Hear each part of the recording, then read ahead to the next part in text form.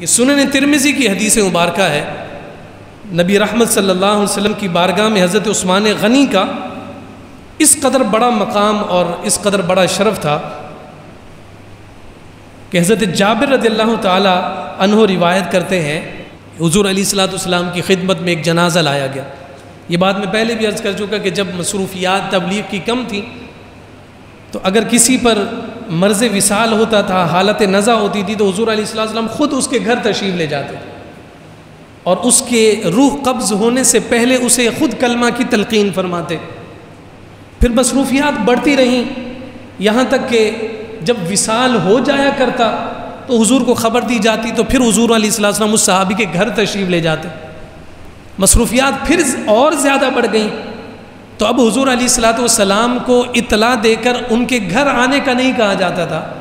بلکہ اس جنازے کو تیار کر کے بارگاہ مصطفیٰ میں پیش کر دیا جاتا تھا کہ یا رسول اللہ بس اب اتنا کرم فرما دیں کہ اس کا جنازہ پڑھ دیں، تاکہ آپ کا جنازہ پڑھ دینا صاحب جنازہ کی بخشش اور معافی کا ذریعہ بن جائے۔ تو یہاں اسی جانب اشارہ ہے، جناب جابر رضی اللہ تعالیٰ عنہ فرماتے ہیں اتی رسول اللہ صلی اللہ علیہ وسلم بجنازتی رجل لیصلی علیہ فلم یصلی علیہ، جنازہ لایا گیا اور جیسے جنازے آتے حضور کی خدمت میں پیغام جاتے، یا رسول اللہ جنازہ حاضر ہے، باہر تشریف لائیے، نماز جنازہ کی امامت فرما دیجئے۔ حضور کو پیغام دیا، یا رسول اللہ جنازہ ہے، آ کر امامت فرمائیے۔ فرمایا فلم یصلی علیہ،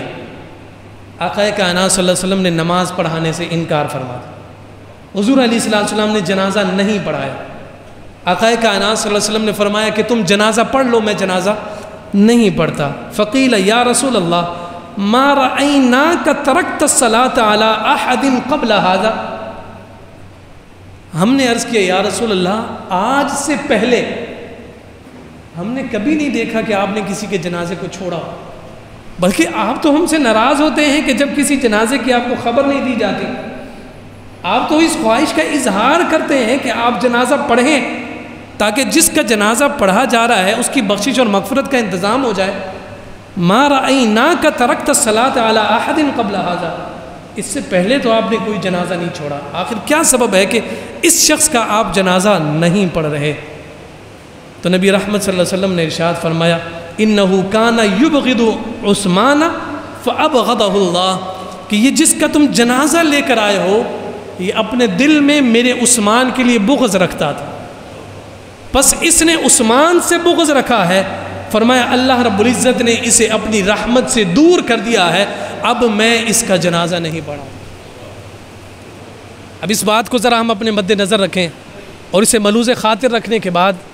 اس بات کو ذرا سامنے رکھیں کہ اگر لا محالہ ان عظیم ہستیوں کے بارے میں اگر کسی کے دل میں تھوڑی سی بھی کجی رہ جائے تو اس کجی کے رہنے کے بعد ہم اس دنیا سے چلے جائیں،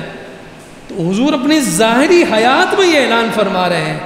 کہ عثمان کا جو مبغض ہے اس پر مصطفیٰ بھی جنازہ نہیں پڑھتا، اور اللہ کی رحمت اس سے دور ہو جاتی ہے۔ اس کا عکس دیکھا جائے کہ جس کا بغض رب کی رحمت سے دوری کا سبب ہے تو اس کی محبت رب ذوالجلال کی رحمت کی قربت کا کس قدر زیادہ ذریعہ اور سبب ہوگا۔